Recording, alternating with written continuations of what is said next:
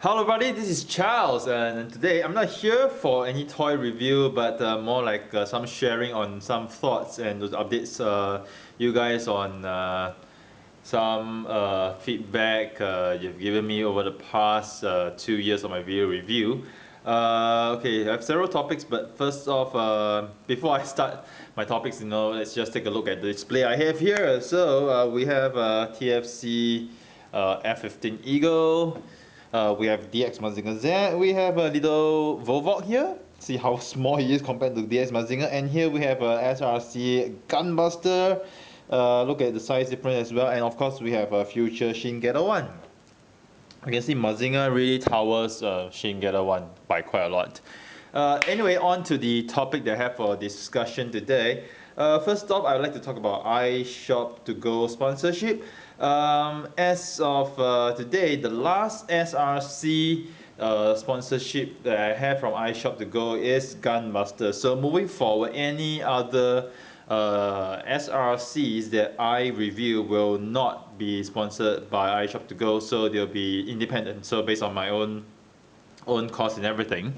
Reason being, iShop stopping the sponsorship was because they felt that the sales of SRC in their website wasn't selling very well, or rather wasn't selling to their target. I have no idea what their target is, but basically it's not selling to their target, which is why their management decided that a sponsorship of how much was that about SRC? A sponsorship of $50 for a product to review, to advertise, to market is not worth their money, or not cost effective.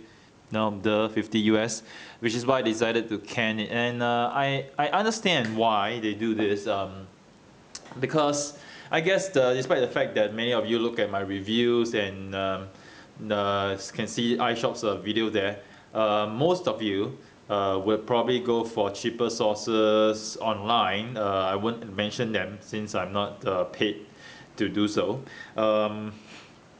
But we know where are the places we can get cheaper sources for SRC. In fact, honestly, if I am a consumer myself, even after I watch a review of some video reviewers sponsored by some websites, I do not go to that website. I go and find the cheapest deal possible if I really like the figure. So it's all fair. It's all really, really fair. It's all really, really fair, but so that's how the thing it goes. So as of today, the only contracted item I have with iShop to Go is TFC items, which is what you see here.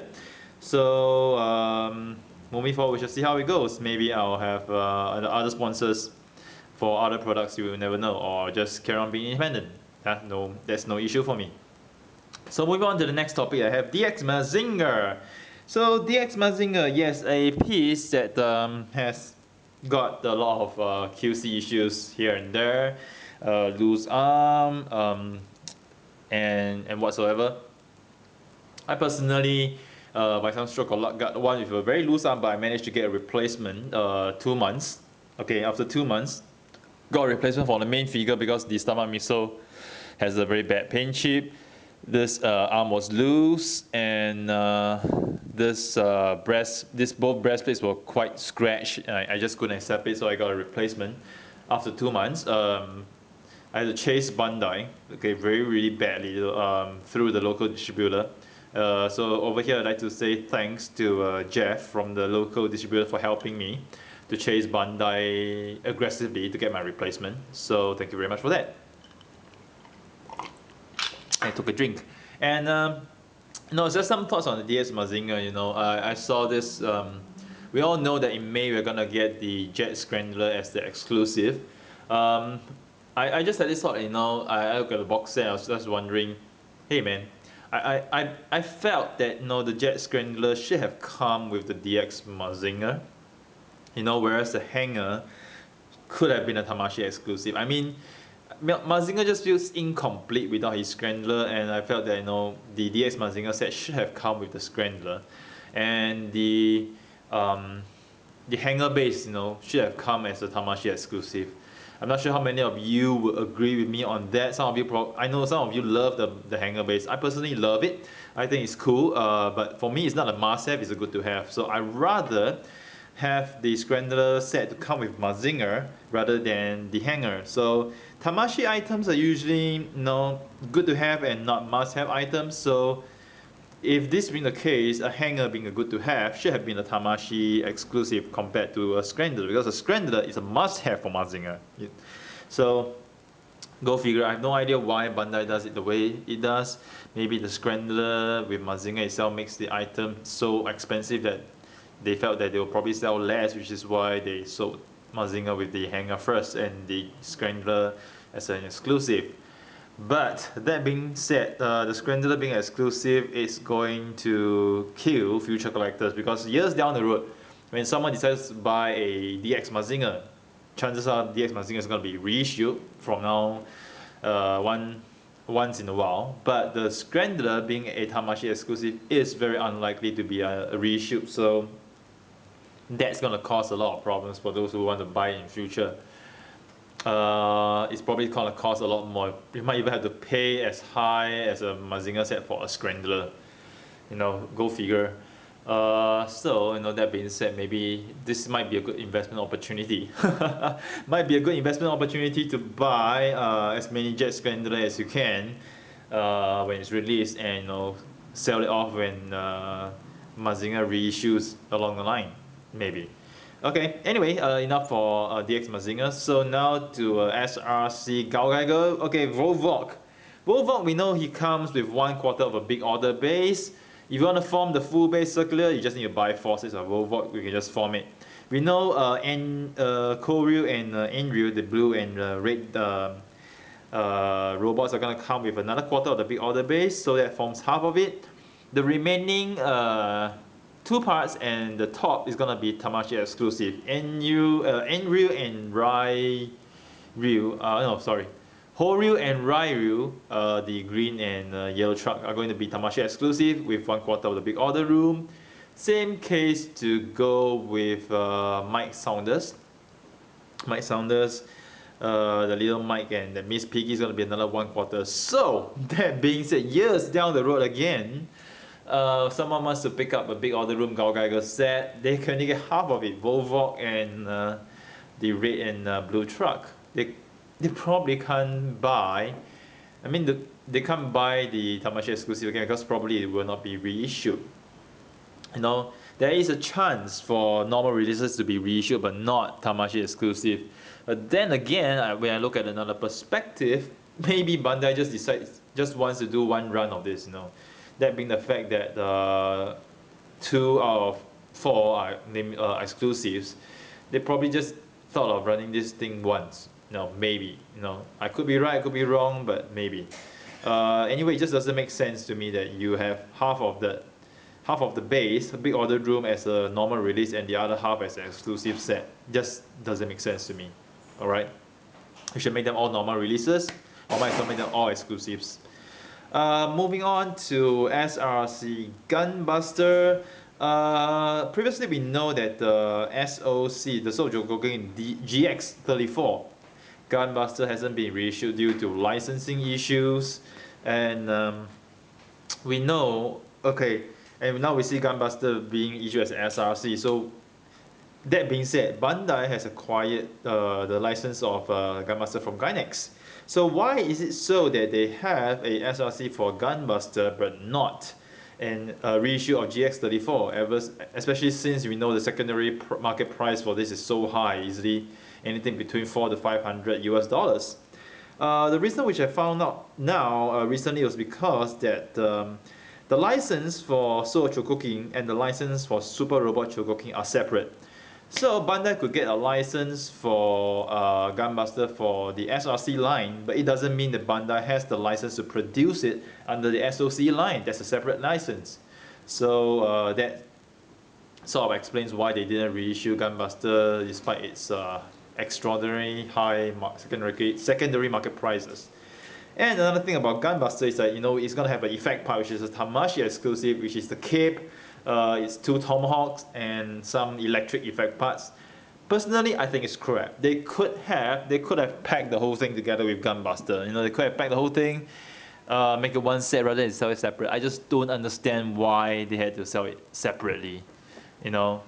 um, especially the two Tomahawk axes. It's just pure nonsense that you're forcing us to buy, as a Gunbuster fan, to buy the Tamashii exclusive because of the two axes and the kit, which you could have packed as a bigger box with Gunbuster. The reason I thought probably why they didn't do so is because if they pack the whole thing together, a price point becomes too high, and Bandai probably thinks, at a high price point, not many people will buy SRC. SRC is supposed to be a cheaper alternative to SOC, blah blah blah blah blah, and so they make it exclusive.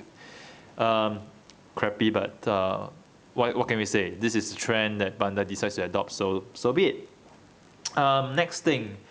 GX62, Soul of Chogokin GX62 is going to be Vanguard Ace, releasing I think probably in August. There's a lot of comments and feedback that that is so small compared to the Yamato version. And I personally have the Yamato version. I think it's a really great toy. I like it a lot. SOC wise, I haven't seen it in the light. Based on what I see in the picture so far, I would say it's so-so. I'm not excited about it. I'm not looking forward to it, but I will get it and review it when it's released. Yeah, just because I'm a SOC collector, I'm a Chogokin fan. I would like to give it a chance. So I'll get it. But I honestly am not excited about it. I think the only SOC that can get me excited is if they were to release SRX, a GX something SRX. SRX from Super Robot Wars, if they're gonna do it, it's gonna be a great toy. If I'll pay $500 for it, just do it, But I guess they probably wouldn't do it. Anyway, I missed out something for SRC. Okay, SRC, I just got news. Okay, here this is important, but I just got news from a very reliable source that the next upcoming SRC, okay, after what is being announced, is going to be something, okay, after Grandizer rather, it's going to be something that everyone is going to love. The next SRC is going to be one of the figures here in my display. Okay, the next SRC figure is going to be one of the figures here in my display, which does not belong to Bandai. Okay, which does not belong to Bandai, and this narrows down to two choices on the extreme left and extreme right. No prizes for guessing which one is going to be the next SRC figure after Grandizer. And yes, they have acquired the license. Okay? So, and then more news on Grandizer. Spacer is likely going to be a Tamashii web exclusive. Yes, I know you hate it, but likely to be, not confirmed yet, but likely to be. The three vehicles, the Marine, the Drill, and the Jet, are going to be are coming as a set. Okay, so it's probably an add-on set. Not sure whether it's going to be Tamashii exclusive or normal release, but it's going to come as a set. That's for Grandizer. Okay, enough for SRC, and now to Fewture. Fewture, as we all know, Gather Dragon, Liger, and Poseidon are going to be released by Fewture, slated to be October this year. All three at one shot, which I totally don't understand why. I feel that Fewture should have taken its time to release them slowly. Release them after every alternate month. Like for example, August, October, December. Just give us collectors some time to raise the money. Not everybody has the money to throw $1,500 for free at one shot. That's quite ridiculous. But knowing Fewture and its delays, I wouldn't be surprised if the final release date turns out to be December this year, or even January 2014. I'm not surprised. But I just feel that it's really very very difficult for collectors to get all three at one shot. Especially since I personally would like to get them a lot because I love the designs. They look really good on pictures, but having to cough up $1,500 at one shot to buy them, it's really not cheap. So I'm still on the fence on this. I'm not sure how I'm gonna afford it. I have up to 26th of April, which is the pre-order cutoff line for my local distributor to order. So let's see if I can find some cash to get those 3 this year. Finally, last topic I'm going to talk about is my camera. So I know many of you love my reviews because I'm so honest, I'm so straightforward, I'm very detailed. Only feedback, or rather the shortfall, is that my camera quality is not as good. I personally do agree. I'm using right now a Panasonic DMC FS62 10 megapixel. Yeah, 10 megapixel camera, courtesy of my girlfriend. Okay, she actually lent me hers because my previous one, the Fuji one, was even worse. The thing about me doing a review is that I review toys based on a passion, not on a professional basis to make money out of it. Not that I have very generous sponsors who give me everything that I review, unlike everything or most of the things that I review, unlike some reviewers out there. No, they're very established and they spend a lot of time. You know, they spend a lot of time, they spend a lot of money on the equipment, blah blah blah. I respect that, and yeah, but for me, I'm just someone who actually reviews because of my passion and because I like to share and encourage you to buy something that's good.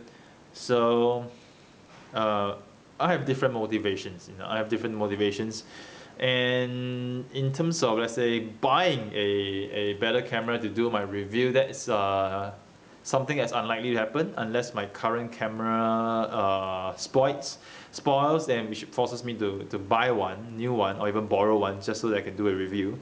As a toy collector, no, I would spend my money on getting more toys to review rather than buying a better camera. I mean, some of you probably might not take this well. You might not like what I just said, but honestly, as a toy collector, I'd rather spend my money to get another toy and review it than to spend this. You know, the amount of money I spend to get a much better camera, I could easily get another 4 or 5 SRCs for review. Easily get another 4 or 5 SRCs for review, which I personally rather do. You know, it's not as if my camera quality is that bad. You know, you can still see it, just you don't have the details. You know, you don't see very detailed, don't see as sharp as what you see from some other reviewers' cameras. But I personally think it's decent. So I appreciate everybody's support and encouragement and feedback. I really do. You know, without you people, I wouldn't have the motivation to carry on my reviews for sure. And I do seek your patience and understanding on the quality, that it will not be top notch, super high definition, high resolution like some. But I still hope that you enjoy my camera, my reviews. So I'm gonna sign off here. So I'm not sure if I'm gonna get a lot of feedback for this. If you do, I'll try my best to reply the comments. I haven't got the time to reply a lot of my comments this day because I'm really busy and tired from work. But I'll do my best to review, and if you like the sharing that I have done today, perhaps I'll do another similar one a couple of months later. So here's Charles signing off, and thank you for your support, and do continue to support my channel. Thank you.